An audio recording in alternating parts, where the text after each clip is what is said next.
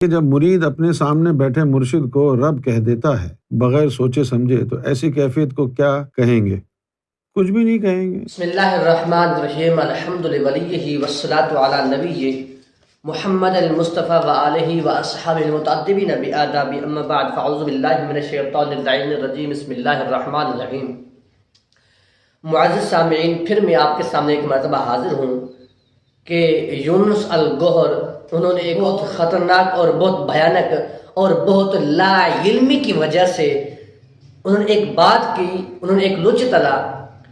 ان کا کہنا کہ اگر کوئی بندہ انسان اللہ تعالیٰ کے ما سوا، اللہ تعالیٰ کے علاوہ اپنے مرشد کو یا کسی اور کو اگر وہ رب کہہ بیٹھے، خدا کہہ بیٹھے، تو پھر کوئی مسئلہ نہیں ہے۔ اللہ اکبر کبیرہ والحمد للہ کثیرہ سبحان اللہ بکرۃ و اصیلا، یہ بالکل کفر ہے۔ یہ بھی کہنا ان کا، یہ ہمارا عقیدہ ہے کہ کوئی بندہ اللہ کے ما سوا کسی کو خدا کہتا ہے یا رب کہتا ہے وہ کافر نہیں ہوگا، یہ ان کا عقیدہ ہے۔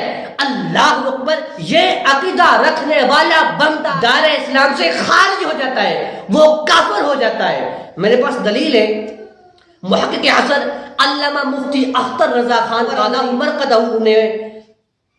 نے صرف لفظ خدا کو سامنے رکھتے ہوئے بحوالہ فتاوی ہندیہ جلد نمبر 2 صفحہ نمبر 274، فتاوی تاج الشریعہ جلد نمبر 1 صفحہ نمبر 196، باب العقائد فرماتے ہیں کوئی بندہ اگر اللہ تعالیٰ کے سوا دوسروں کے لیے، یعنی دوسروں چاہے نبی کے لیے یا کسی صحابی کے لیے، دوسروں کے لیے لفظ خدا کہتا ہے، فرمایا وہ کفر ہے، فرمایا یہ عقیدہ رکھنے والا بھی کافر ہے، اور اس عقیدہ رکھنے والا دائرہ اسلام سے خارج اور جہنم کا حقدار ہے۔ معزز سامعین، میں آپ تمام احباب کو پھر ایک مرتبہ عرض کر رہا ہوں کہ آپ اس گوھر شاہی کے فتنے سے باہر آ جائیں۔